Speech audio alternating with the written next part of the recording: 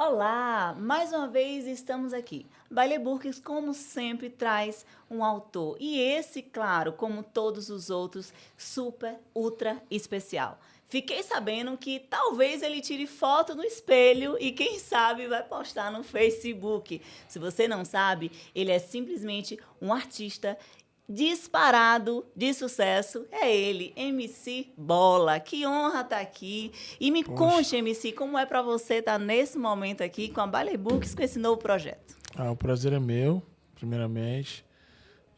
Foi uma grande surpresa para mim de começo, né? Essa ideia que eles tiveram de contar a minha história através de um livro. Fiquei muito feliz. E no começo eu não estava muito ligado assim, né? Mas quando você começa a ver a parada sair, né?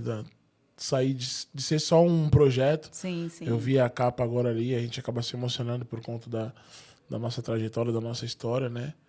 De tudo que a gente já passou. Passa um filme na cabeça, mas eu estou muito feliz com isso. Realmente não esperava, né? Esse ano eu completo 25 anos de carreira e é uma marca muito importante, muito Sim. expressiva. E tem muita história para contar aí nesse livro aí.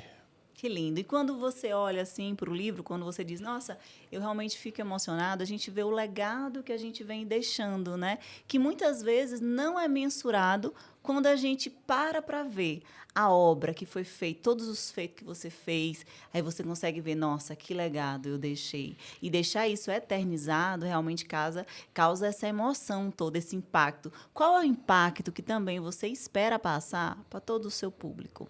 Eu não sei, eu vou falar por mim, né? Tipo assim, como você falou, a gente vai caminhando, vai passando os anos, e a gente não vai ficar, não fica guardando, né, o que a gente já fez. Então, quando a gente vê uma obra dessa, assim, né, meu, a gente viaja no tempo, a gente lembra das pessoas que ajudaram, né, chegar até aqui e tal. Então, até agora eu tô meio que viajando, pensando nos meus familiares que já não estão mais aqui. E o legado, eu acho que o que eu quero deixar não só nesse livro, mas com a minha carreira é mostrar pra rapaziada, principalmente a molecada, né, que a gente que vem da periferia, que tem como você fazer uma caminhada limpa, né? É possível isso. Sim, É muito perfeito, possível. perfeito. E quando a gente fala assim, como você está falando de caminhada, então vamos voltar para essa caminhada. Como começou? Quando começou? Como foi esse ingresso da música? Então, as pessoas muitas vezes têm esse interesse. Claro, tem muitas pessoas que te acompanham fielmente, elas sabem da história, mas tem outras pessoas que talvez estejam entrando agora nesse mundo do funk, ou simplesmente já ouviu falar, né? Sim. Mas não conhece direito a história, outros adolescentes. Então, como você começou? Como surgiu essa paixão e como esse ingresso todo na música? Eu tenho que ter muito cuidado no que eu vou falar, porque sempre, como falei, acaba me emocionando, né? Tá tudo bem. Tá. Se eu for falar de música, como no livro a gente fala isso, né? Nas entrevistas eu falei muito isso. Pra mim falar da minha chegada ao funk, eu tenho que ir lá atrás, quando eu era muito criança, que eu vivia na casa do meu avô, né? Quase todos os dias. Minha mãe trabalhava no supermercado, então eu passava o dia na casa do meu avô e lá é onde eu me apaixonei pela música em si, né? Não conheci o funk, porque era início dos anos 80. Sim, O funk que existia era o funk americano, né? James Brown, essas paradas assim que eu não ouvia ainda. O funk carioca que eu vinha cantar em 99 é uma outra parada. Então, a primeira fonte que eu bebi foi o samba, né? Através do meu avô, dos discos que ele tinha na estante dele, AGP, Bezerra da Silva, Dona Juvelina Pérola Negra, Fundo de Quintal, Zeca Pagodinho, os discos de sambas enredos de São Paulo, Rio de Janeiro e Santos. Então, para poder falar do MC Bola, a gente tem que ir lá no começo dos anos 80 com o seu Xuca, né? Luiz Viana dos Santos, sim. que é o meu avô, meu maior herói, assim. Meu tudo. Então, o samba em si influenciou, mas ele te ajudou e ajudou a moldar o MC? Sim. Minha escola é o samba, né? Depois já depois de alguns anos já ingressei na bateria da Brasil, da Escola de Samba de Santos, que é a segunda mais antiga do Carnaval de Santos. ela é de 49. Então, com 10 anos, eu já me tornei ritmista da bateria Feitiço Brasileiro. Então, eu sempre fui ligado ao samba. Sim. O funk entrou na minha vida entre o meio e o fim dos anos 90. Então, a minha base, a minha escola é o samba, né? Essa é a realidade. E eu tô voltando um pouco agora com o meu projeto que a gente vai falar daqui a pouco. Perfeito. Quando a gente fala assim, né, do sucesso que você teve, né, das paradas que teve a sua música e tudo mais, quando a gente está lá, as pessoas esquecem que teve um processo. Quando a gente fala de processo, olhando para a sua trajetória, né, não foi tão simples assim como hoje. Eu acredito que é bem mais aceito, tudo, em todas as esferas, independente de gêneros.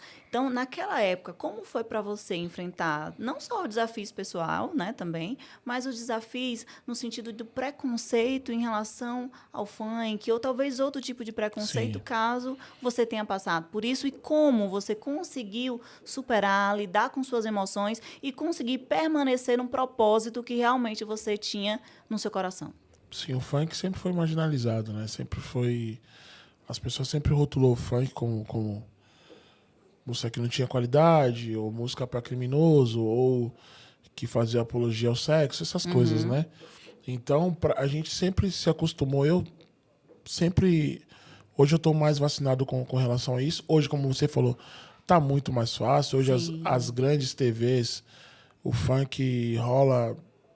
90% tá rolando nas grandes TVs. Antigamente era difícil. Para você ir pro baile funk, até minha mãe no começo não gostava que eu ia, porque tinha o lance das brigas de galeras, as rixas de bairros e tal, e muita gente perdeu sua vida nisso. Então, foi muito difícil. Não só por mim, que comecei em 99, mas tem uns caras que veio antes, que levantaram essa bandeira, caso de Cidinho Doca, Claudinho Bochecha, Sim, sim. Galo da Rocinha, esses caras todos, assim, o Willy Duda, que seguraram essa onda, que era muito difícil, muito discriminado, essa é a realidade. Hoje em dia tá muito mais fácil, as grandes produtoras aí com artistas que... Hoje em dia tudo ficou mais fácil, né? Por conta da tecnologia, tudo chega com mais facilidade. O moleque grava uma música hoje, daqui a pouco já estoura, às vezes na prévia, né? A gente era meio que um trabalho muito de formiguinha, assim. Então, isso me forjou a hoje eu ter essa experiência, né? E saber lidar com algumas dificuldades, assim, né? Você passou por algum momento difícil, né? Tipo, de Vários. ameaças, né? Eu fiquei sabendo até que foi ameaça de morte e tudo mais, Sim. tragédias. Como Sim. foi lidar com esse momento, né? E também até com perdas que você teve. Como é que é lidar com a minha vida, né? Minha vida pessoal, a minha vida de trabalho também, a minha carreira, lidar com as minhas emoções. E é claro, né, existe a questão do medo, ou não existiu aquele medo exacerbado. Como foi que você conseguiu realmente passar por isso, vencer isso? E, é claro, antes de vencer qualquer pessoa, é vencer a si mesmo. Esse período foi um período muito difícil, né? Que foi de 2010 para cá. Há uns 2 anos atrás, eu descobri uma parada que eu não sabia, que eu acabei herdando por conta desses acontecimentos de 2010, que é o lance do vitiligo, né? Sim. Ele é emocional e eu vim entender, através de uma especialista, que o que me destravou a ter essa parada foi o emocional de 2010 para cá, porque eu não tinha isso. Você atribui todo o sistema de ameaça, essas coisas? Ou... Foi, porque assim, o funk, o samba também tem muito disso, que é o lance dos padrinhos, né? Eu tinha um afilhado no funk, que é o Felipe Boladão, que é um poeta do funk, que infelizmente morreu com 20 anos. E o primeiro a ser assassinado foi meu afilhado, o Felipe, em 2010. Foi muito difícil para mim ver ser assassinado ele e o DJ dele. Eles estavam indo para um show e tal. E de lá para cá, de 2010 a 12, todo mês de abril tinha amigos meus que cantavam também, artistas também, que eram assassinados. O Felipe, 2010, Meu o Duda, Deus. 2000, Duda do Marapé, 2011, 2012, MC Careca, que era meu padrinho, e o MC Primo. Isso rolou o mundo todo, essa matéria e tal, que era um grupo de extermínio, né, que existia na época. E quando o que chegou até a mim foi que existia uma lista e eu e um amigo meu irmão, graças a Deus está vivo aí, levando o nome do funk pro mundo, que é o Neguinho do Cacheta, que nós seríamos os próximos, né? Então, naquele período, eu tive que ficar um pouco longe da minha mãe. Foi o mais difícil para mim, assim. Se eu falar assim, pô, você teve medo, o único medo que eu tinha é de deixar minha mãe e minha avó desamparada. Sim. Eu não tinha nenhum outro medo a não ser porque eu sou filho único, né? Eu morava com as duas, era eu que segurava boa parte da onda na minha casa, financeiramente mesmo falando, era eu. Então, o meu medo era esse. Aí eu tirei um período, vim morar em São Paulo, na cidade de Tiradentes. Sou muito grato à galera da cidade de Tiradentes, aos meus amigos que me deram lugar para morar, para ficar, enquanto essa poeira baixasse. Sim. Então, foi um período muito difícil para mim. Principalmente para minha família, que não sabia... É a pior coisa que tem é você se envolver numa guerra que você não sabe de onde vem. Você não sabe de onde está vindo a covardia. E que você também não provocou. E que você não fez nada. Hoje está adulto, o Caliel, que é filho de uma amiga minha. O Caliel, acho que ele ouviu alguma coisa na rua na época. Aí ele foi na minha porta chorando e falou, tu tem que ir embora e tal. Criança, né, meu? Ele ouviu alguma coisa na rua, que o Bola vai ser o próximo e tal, coisa parecida. Então, assim, foi um período muito difícil. Muito difícil. Mas hoje, você consegue ver realmente se era verídico toda essa história de estar numa lista ou não? Ou foi, de repente, um boato porque estava tendo uma sequência realmente de acontecimentos e pelo fato de ter sido num funk, assim, é só uma alucinação e um questionamento. Você atribui que existia realmente isso ou às vezes é um boato que alguém fala porque está saindo um e outro do funk? Sim, eu creio que talvez essa lista não existia, né? Porém, a ocasião ia fazer Sim. o artista, né? Sim. O covarde, vamos dizer assim. Se me vissem ou vissem um Cacheta ou alguém de uma... Porque eles queriam pegar pessoas que tivessem uma relevância no funk naquela época. Porque, assim, o funk, não só na Baixada, mas no Rio de Janeiro, Minas Gerais, Vitória, enfim. Lá no início, eles tinham a gente como os porta-voz da sua comunidade. O Bola, da Bacia do Macuco, o Careca do Dali Coutinho, o Duda do Marapé. Tanto é que muitos levaram esse nome. O Neguinho do Cacheta é porque tem um dique onde ele foi criado, que é dique da Cacheta. Então, assim, eles na verdade, eles queriam pegar os caras que cantavam para aquela comunidade e chocar aquilo, porque chocava. Se você pegar as matérias da época, você vai ver que o Salão do Careca, onde ele foi assassinado, foi uma loucura. O Careca era um líder de comunidade. Meu Deus. Era um cara que tinha uma relevância enorme no bairro dele. A molecada se inspirava, assim como eu também tenho esse orgulho de falar. A molecada na minha quebrada, pô, Bola é daqui, do Macuco e tal. Então, eu acho que a intenção era essa. Sim. A intenção era essa. E conseguiram naquele período, porque todo mês de abril era uma loucura.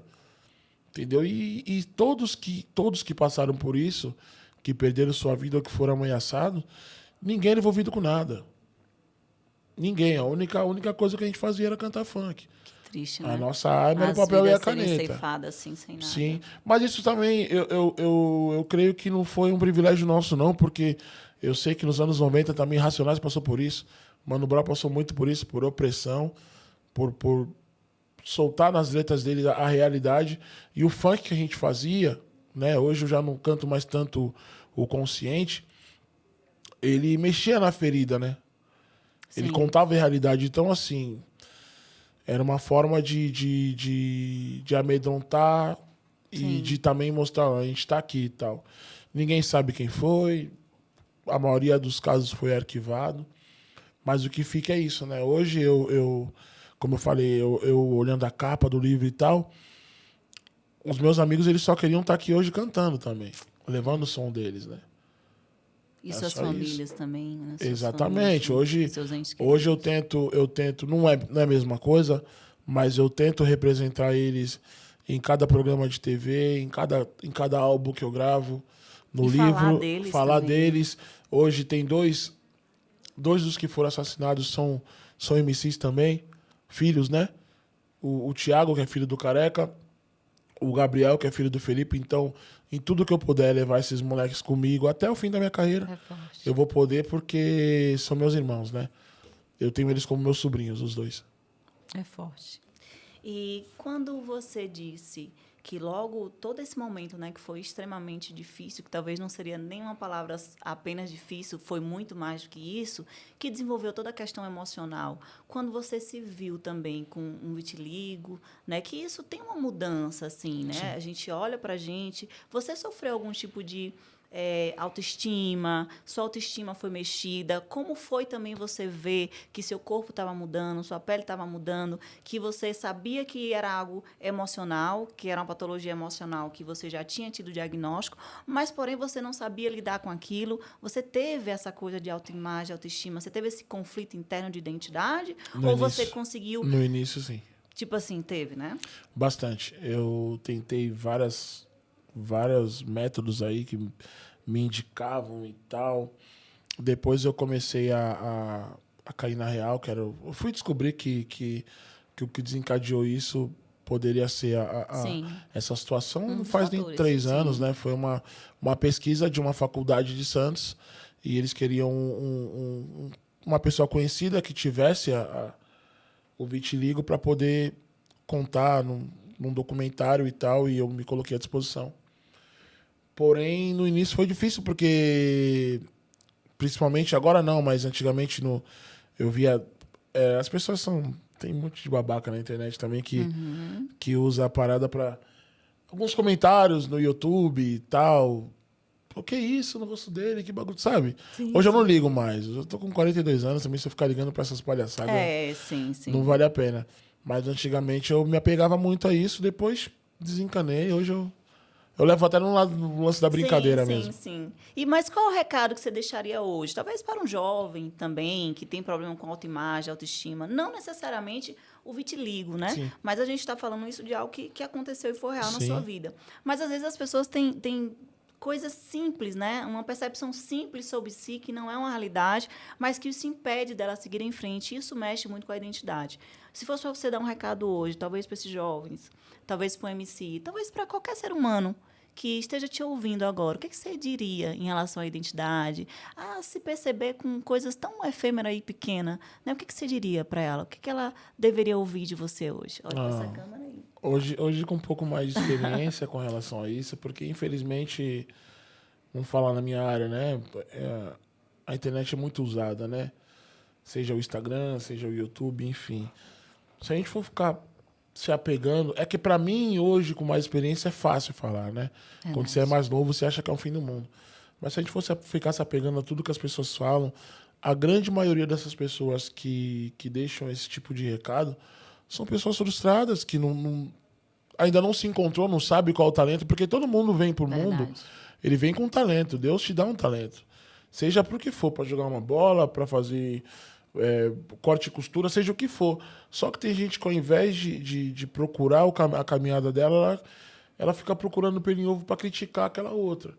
Então, muitas vezes, a voz dele é legal, mas olha a cara dele, sabe? Essas paradas. Sim, Antigamente verdade. aquilo não acabava comigo, mas hoje. Então, se eu tiver que deixar algum recado, é que você tem que fingir que não tá ouvindo nada e seguir, porque senão você vai ficar até pior do que essa pessoa, você vai diminuindo e você é gigante, cara. Verdade. Eu fui perceber isso porque se você for pegar, principalmente no período de 2012 a 14, a 15, onde ela é top, que é a minha música mais famosa, ela aconteceu, eu teria tudo do contra para essa música não estourar. Você não vai levar vamos ser sinceros, um cara gordo, preto, com a cara manchada na televisão. Foi porque Deus quis. É obra de Deus. O Sim. maior cantor de samba hoje, um dos maiores cantores do Brasil, é o Péricles. Talvez, aos olhos de muita gente, o Péricles não tem o perfil. Mas vai reclamar com Deus, pô. É a única forma. São padrões, na verdade, né, que a gente sabe que a sociedade coloca uma caixinha, ainda mais hoje em dia. Você vê que tem até uma moda aí, todo mundo, a moda agora é fazer a sobrancelha assim, todo mundo faz a sobrancelha assim. Sim. E isso a gente acaba saindo da nossa autenticidade, principalmente como ser humano também, e aí a gente se esforça, tem muita gente fazendo um sacrifício para se esforçar para ser alguém que ela nunca vai ser. É muito mais simples ser autêntico. Exatamente. Né? É muito mais simples e muito mais fácil, só que às vezes as pessoas querem se encaixar num padrão que não é deles. Quando você falou, no início, quando a gente começou a falar aqui, você relatou que quando a Bailey te convidou para fazer o livro, você ficou meio assim e tal, depois acabou se emocionando de contar a tua história. Aí você falou que esse momento que você disse que ficou emocionado, qual foi o momento em si? E olhando também para o seu livro, eu vejo que... Não sei se dá para você mostrar aqui. Eu vejo que tua história está praticamente assim, já na capa, né? Olha que coisa linda. Né? Você abre, já tem tudo. Tem ele pequeno aqui, ó, tem toda uma história já, toda montada na arte, assim, bem legal, bem diferente, bem também, assim, atrativa, né? Você vê bem colorida e tudo mais. Qual foi o momento mais emocionante, assim, que você, até agora, né? Sentiu do seu livro, assim? É muito forte essa parte. Onde eu mais me emociono é quando falo da minha família. Quando falo do meu avô, da minha avó, da minha mãe. Uma palavra. Uma palavra, amor. Amor. Quando eu falo deles é onde eu mais me emociono. Da minha esposa, porque a gente vem passando nos últimos tempos uma luta muito grande, que ela foi diagnosticada com câncer de mama, né? Então, está sendo relatado aí também. Então, acho que eu sou uma pessoa que tudo que for feito pra mim, se me fizerem mal, alguma coisa eu mato no peito e saio jogando. Agora, quando atinge minha família, já... Então, falando do meu avô, que não tá mais aqui, da minha avó, aí é onde pega pesado mesmo pra mim. É onde mais te emociona? O resto segura a onda. Então, a palavra para sua família, amor, mas especialmente para sua esposa, seria a palavra? Para minha esposa, gratidão também. É o seu alicerce hoje? Sempre é ela, minha mãe, o Wesley, primeiramente Deus, né? Deus primeiro, e abaixo de Deus é ela, minha mãe, o Wesley e a minha sogra.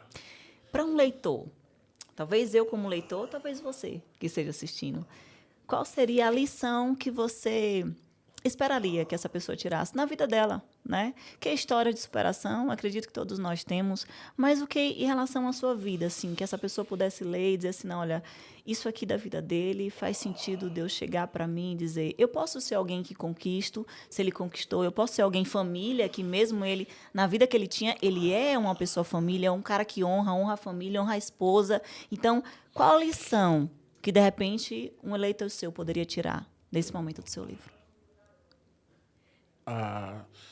Nunca desisti, né? Porque eu tive muitos motivos para desistir. E assim, a gente fala, né, de eu ser um cara família, de honrar a família, mas assim, eu tive que aprender muito nessa caminhada também. Sim. Porque seria muito fácil aqui eu ficar me pintando do anjo. Não, tenho erros também. Errei muito com a minha esposa, com a minha mãe.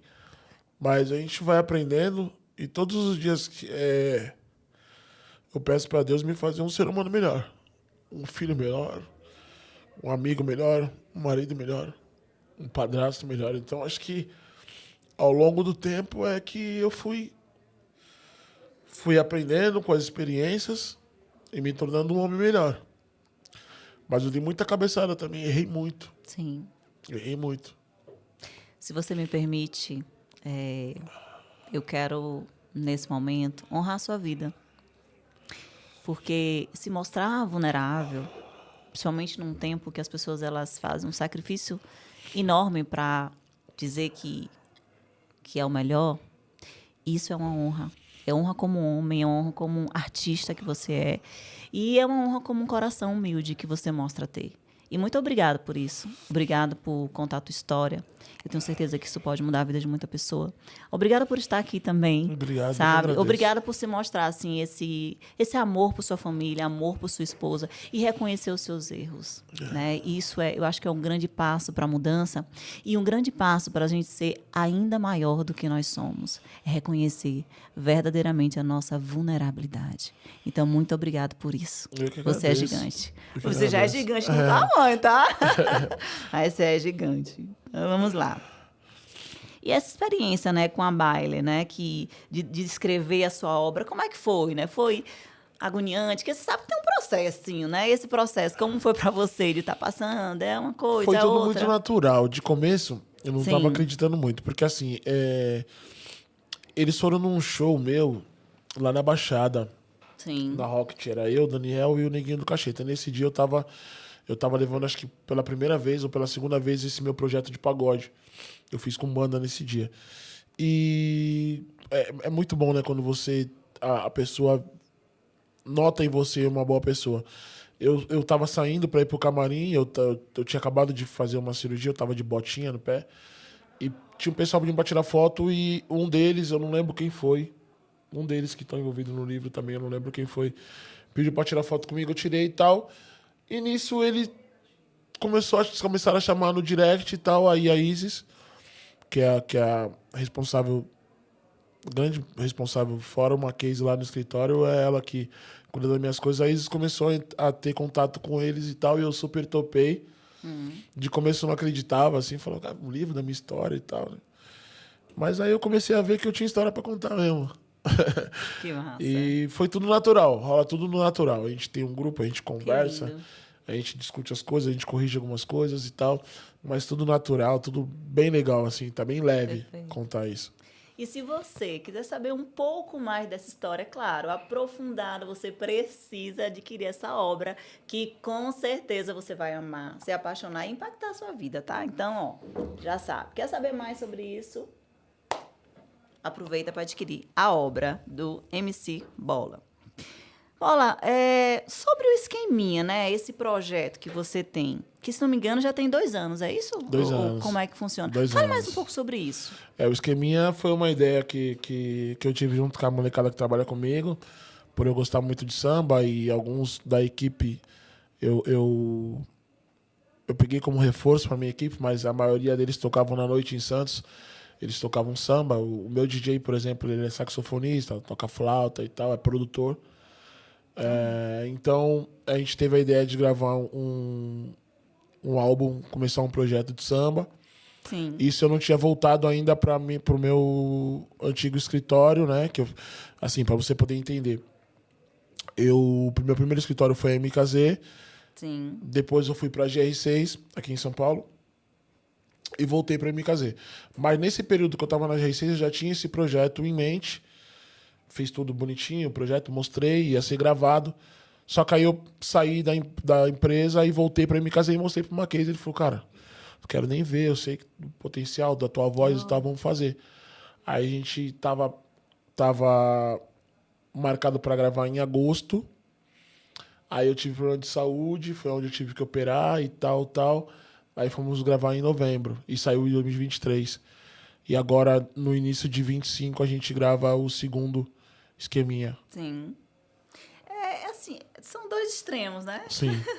Meio extremos 2. Que legal, né? Essa diversidade realmente do artista se reinventar. Você considera, na verdade, isso como uma reinvenção ou não? Ou como você também já veio aquela coisa também do samba que você ouvia, que você gostava? Ou assim, não é uma reinvenção. É algo que eu também gosto e eu faço os 2 e faço muito bem e dou o meu melhor. O que é que você diria em relação a isso? Eu acho que é um pouco de cada coisa, assim. É uma reinvenção, sim, porque por mais que eu já... Uma coisa é você conhecer, você ouvir, você gravar um feat ali, que nem eu gravei, Sim. eu e o Pericles. Gravei com a molecada da Baixada também, coisa de pele. Gravei os 25 anos de carreira do Molejo, eu gravei A Bruxa Está Solta junto com o Grupo Molejo. O saudoso Anderson Leonardo também, que nos deixou esse ano. Mas um álbum, todo ele cantado. Porque assim, não é só você ir lá e gravar samba. Sim. Você tem que entender a parada. Eu me cobro muito. E tem um sentimento, Exatamente. né? Tem todo um... Eu me cobro muito. Eu não, por eu vir de uma família de sambistas, eu não podia fazer qualquer coisa. né? É o bola, é tipo, eu já cantava samba enredo na Brasil, né? Depois que eu virei intérprete, meus primos tinham um grupo de pagode, meus tios, meu primo é compositor, então assim, eu não podia fazer qualquer coisa. Eu tinha que, então eu procurei estudar, procurei trabalhar o lance do canto, né? Eu faço fono hoje, tava fazendo aula de canto também na época. Então, assim, eu me cobro bastante. Nesse segundo, eu já falei, eu falo muito com o meu produtor musical, que é o Dacal. Falo, cara, o segundo tem que ser bem melhor do que o primeiro, cara. Sim, A gente tem que subir degraus. Não tem como você. Não pode andar para trás. A gente tem que olhar para frente. sim, Então, você olha, porque eu sempre miro nos melhores. Independente do projeto que você vai fazer, o tamanho do custo, você tem que dar o seu melhor perfeito. de acordo com a sua condição. Então eu miro nos melhores. Eu vou mirar no Sorriso Maroto, vou mirar no Périx, no Ferrugem. Não é, pô, tá pensando alto. Cara, eu tenho que mirar nos maiores. Eu não posso, sabe? Tem que Sim, fazer uma parada bem feita, independente se você vai fazer uma coisa mais enxuta, com um orçamento menor, não importa. sim. Você tem que dar o seu melhor. É interessante quando você diz assim, não, que eu tenho fono, eu faço. Você sempre buscou esse lado de dizer, não, vou realmente fazer algo para que contribuísse mais com a minha carreira e para que me desenvolva também como um Sim. cantor, enfim. Você sempre buscou isso ou é só agora que você está começando a buscar esse lado? Sempre busquei, porém eu não tinha esse tempo que eu tenho mais hoje, né? Perfeito. Na época da Eletop, por exemplo, eu fazia aula de canto, mas eu Interessante. ia uma semana, faltava 3, porque tava viajando, não dava tempo, Perfeito. aí tinha que repor aula. Mas hoje não, hoje é que como a gente falei agora há pouco, né? A gente vai pegando mais experiência, vai vendo que não, eu tenho que fazer isso. Sim, Eu dou glória a Deus do dom que ele me deu, mas eu sim. tenho que treinar, eu tenho que fazer minhas Perfeito. coisas para melhorar, para me manter ali, né, cara? E isso é em tudo na Em vida, né? tudo. E a gente vê, tem muitas pessoas que falam, é muito mais fácil você cantar, digamos, o funk do que um pagode, ou então, Sim, né? Tipo assim, então, opa, não é sobre facilidade, é sobre você estar disposto a verdadeiramente buscar algo daquilo que você deseja e não ser uma pessoa qualquer ou medíocre, mas dar o seu melhor. E eu vejo isso. muito isso em você. O quanto você se esforça, né? E você diz, não, antes eu sempre busquei, mas eu Sim. fazia o melhor que eu tinha nas condições que eu tinha no momento. Hoje eu faço melhor nas condições melhor que eu tenho, né? Sim, E hoje a gente exatamente. vê verdadeiramente como você E independente de busca ser isso. funk, porque claro que a pessoa pode falar, pô, mas fazer aula de canto, fono pra funk. Se você for. Eu acho assim, você não tem que esperar a oportunidade pra se preparar. Perfeito. Você tem que se preparar pra ela. Você vai num Ouviram? programa de TV, vai Fala de fazer novo. alguma Fala de coisa. novo pro povo ouvir. Você vai no programa de TV, de repente a pessoa fala, pô, faz uma ao vivo aí. É, e aí? Ali vai mostrar quem é de verdade e quem é de mentira. Perfeito. Entendeu? Perfeito. Ao longo dos anos, você navegou diferentes fases do funk, né? A gente sabe que teve ali o funk consciente, né? Sim. Foi consciente, proibidão. Proibidão. Como você enxerga essa evolução de gênero, que a gente sabe que teve, né? Olhando o funk lá e olhando Não, pra cá. caramba. Então, teve um impacto, na verdade, nessa diferença. E que hoje, a cultura brasileira hoje abraça muito. Então, como você vê esse ao longo dos anos em relação a isso? Como é que você vê? Primeiramente, eu fico muito orgulhoso, ainda mais de ver pessoas que eu gosto, que é o caso do Rariel. Ver o moleque gravando a música com o Gilberto Gil, pra mim é. A vitória dos meus amigos também é minha. Então, vejo o Harry hoje Uau. ganhando prêmios, gravando com o Gilberto Gil. Eu falo, mano, que da hora. Tudo aquilo que a gente. Ele fala, ele costuma falar pra mim, pro Cacheta. A gente tava conversando há um tempo atrás em um vídeo. Ele fala que, pô, vocês que pavimentaram tudo isso, vocês que cortaram o mato e tal. É legal porque ele tem esse reconhecimento. Tô falando, abrindo esse espaço para falar do Rariel, porque eu tenho muito orgulho de falar do Rariel. Ele não tá lá onde ele tá hoje, Sim. alcançando o que ele tá alcançando de graça. Ele tá lá porque ele trabalhou muito e ele reconhece muito isso, de quem chegou primeiro e ajudou a fazer essa parada acontecer. Então eu fico muito orgulhoso de tudo que o funk tá vivendo hoje. Eu acho que foi muito difícil no começo pra gente, até pros caras que vieram Sim. primeiro, foi muito mais difícil para os caras que vieram primeiro. Eu comecei em 99, mas tem uns caras que têm Cidinho Dó, como eu falei agora há pouco, e tal, vários. Mas é motivo de orgulho ver o que está acontecendo com o funk hoje, né? Um som que sempre foi por aquela discriminação e tal, e hoje entrar nas casas e tal. Então, fico muito orgulhoso com isso. E tenho certeza que vai ficar assim como o samba, Sim, como o rock. sim. Já, o funk já... Todo mundo falava que era é modinha e tal. Já vamos para 30 anos de funk, para mais de 30 anos. Então, acho que já provou que veio para ficar. Mas o momento que o funk tá vivendo hoje é surreal, assim. Ela é top, um marco da sua carreira. Qual foi o momento em que você assim percebeu que a música realmente tinha se tornado aquele grande sucesso, né? E virou um chiclete, né? Quando tocava qualquer nananana, a galera, né, já enlouquecia assim. Qual foi o momento que você percebeu e disse: aconteceu? E como foi sua reação? Como é assim esse processo de você entender que chegou lá, entender que disparou?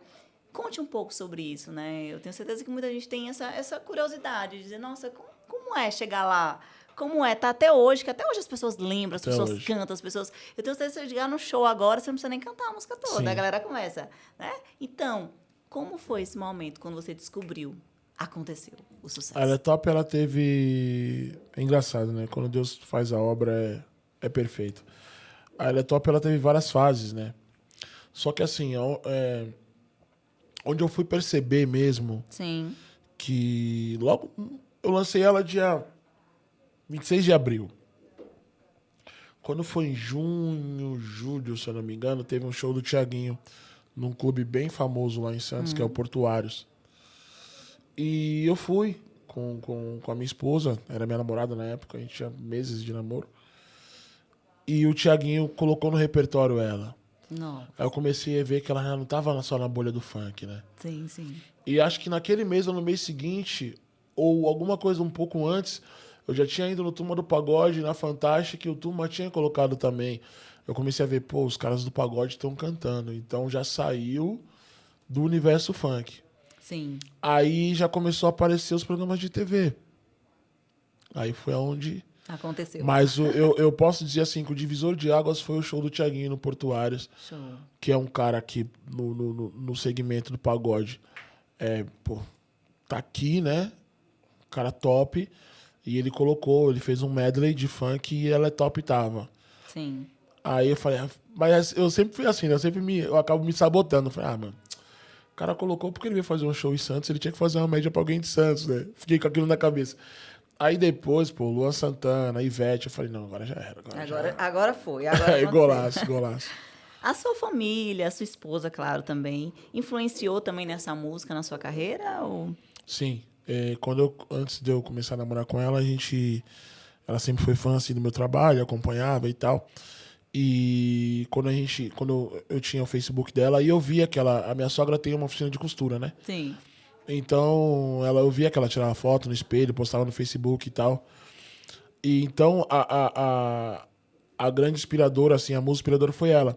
Só que naquele momento, era uma febre, as meninas todas faziam isso. Sim. Então, eu acabei mirando nela, mas eu acabei acertando Sim, as mulheres em geral, em as si, mulheres, né? Então, acho que E isso acaba que é na mexendo com a graça. autoimagem, a autoestima das Sim. mulheres, né? De ser, Sim. nossa, ela é top, ela é capa de revista, ela é a mais, Sim. independente de cor, de gênero. Então, você entende que a música era não a foi ideia. só sobre uma música, né?